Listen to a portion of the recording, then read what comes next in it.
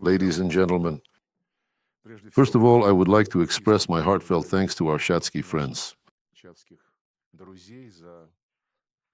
A warm and welcoming reception. Thank you. President Chado, Mr. Mohammed Idris is a fool. And my colleague, the Foreign Minister, Abdurrahman Kulmova, for very useful, meaningful, rich negotiations. I would like to take this opportunity to congratulate my colleague once again on his appointment to this high office. This is a symbolic visit by the Minister for Foreign Affairs of the Russian Federation to the Republic of Chad, which marks the 60th anniversary of the establishment of diplomatic relations between our two countries. Today, we recall the contribution of the Soviet Union to the decolonization process, including its contribution to Chad's independence, and of course, these traditions, as the minister emphasized in his conversation.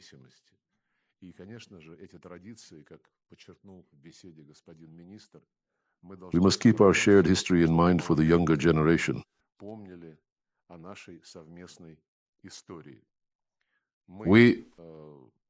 They gave a very, very positive assessment of our relationship. We have regular political dialogue. Mr. President, as president of the transitional period, he paid an official visit to Moscow in January this year. Meaningful talks with Russian President Vladimir Putin.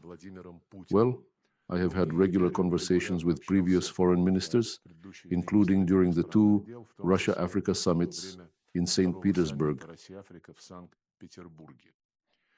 And today we agreed strengthen our work in an all-round way and promote the relationship to a new level. We congratulate our Shatsky colleagues on the successful holding of the presidential election. These elections mark the end of the transition period and the return of the country to civilian rule, and we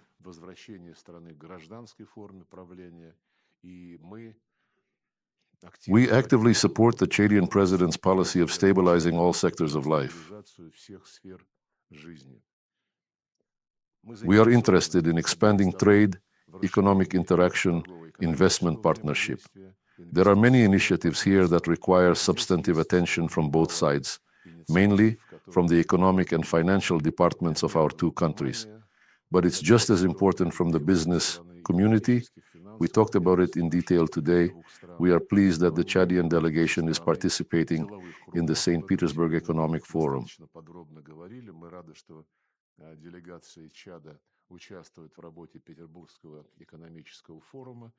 which is going on these days. And it is a good opportunity to establish contacts with potential business partners.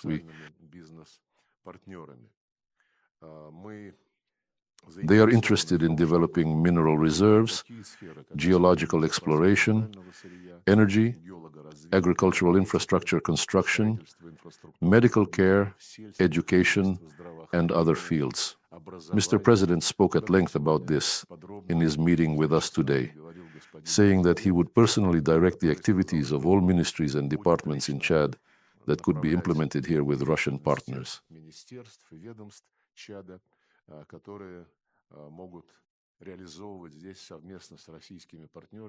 Mutual benefit projects in the above and other fields.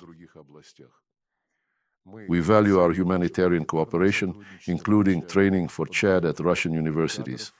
We hope to make more active use of the field of education in order to establish direct contacts between Russian and Chadian higher education institutions. We have this experience with many African countries. I'm sure it will take root in our relationship we have developed traditionally for a long time and successfully.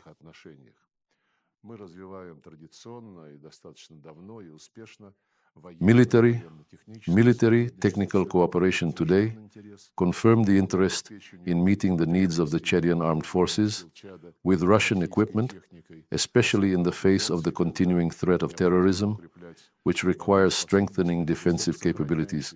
First, those who left Libyan territory after the country was destroyed by NATO forces in 2011. Рачо. We have very close and often directly consistent positions on key regional and global issues.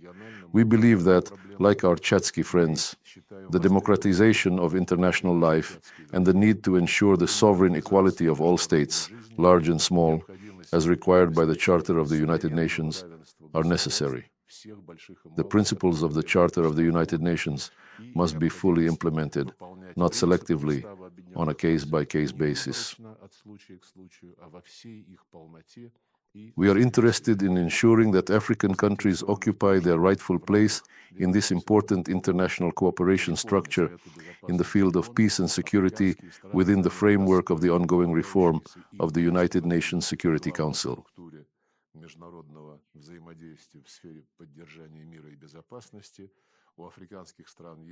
African countries have a common position, which we fully respect. We will ensure that the interests of Africa, as well as those of Latin America and Asia, are fully taken into account in any reform plan.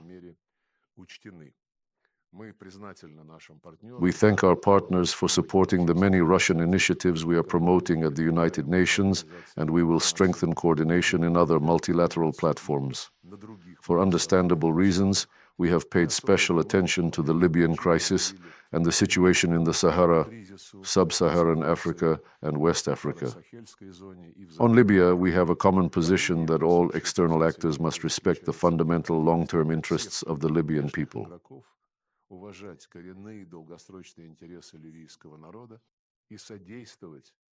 and assist.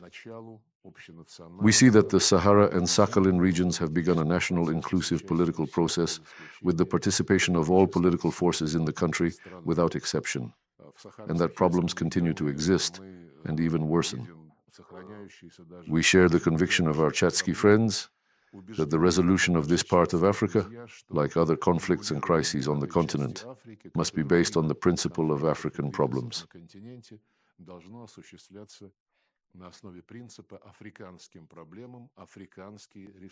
African solutions and the international community should formulate, support, and promote solutions that Africans will implement.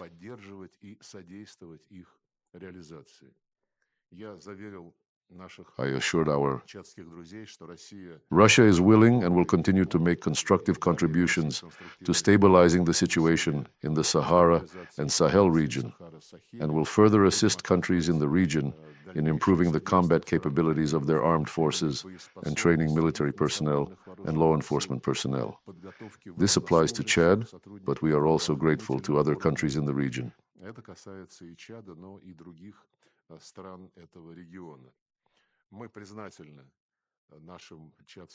Our Chatsky masters understand what is happening in Ukraine, understand the root causes of this crisis, understand the actions we are forced to take to prevent direct military threats to Russian security at our borders, and prevent discrimination.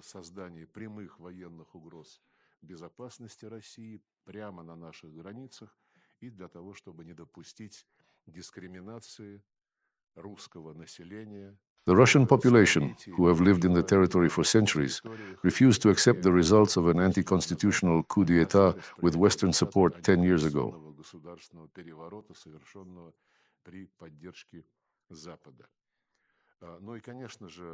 Of course, we are interested in developing our dialogue in all areas. The President of Chad expressed his deep thoughts today on the trends we are seeing in the world today, and on the importance of supporting processes that lead to genuine multipolarization, genuine equality, and genuine dialogue of mutual respect among all countries without exception in order to achieve a balance.